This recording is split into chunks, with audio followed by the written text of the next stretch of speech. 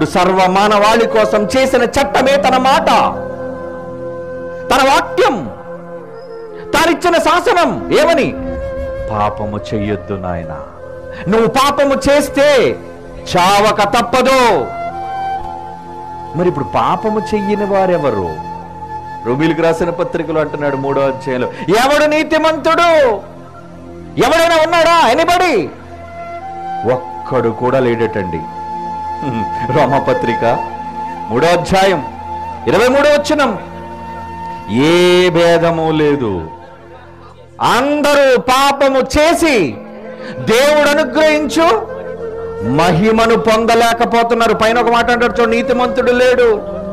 11వ వచనం, నీతిమంతుడు లేడు, ఒక్కడును లేడు, గ్రహించువాడెవడును లేడు, దేవుని వెనుకవాడు లేడు.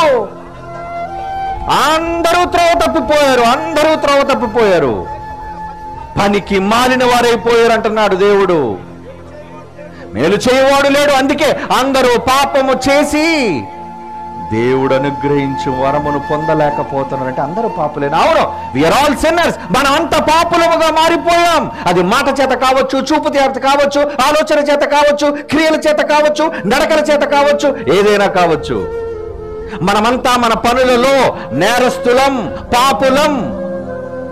అలాంటి పాపులుగా, నేరస్తులుగా మారిపోయిన మనం చావాలి. అది శాసనం. మరి శాసనం మారుతుందా? మారదు. శాసనం మారినప్పుడు మనమంతా నరకానికి పోవాలి. మరి ఇప్పుడు ఇన్ని కోట్ల మంది తన పిల్లలను ఎలా కాపాడుకోవాలి?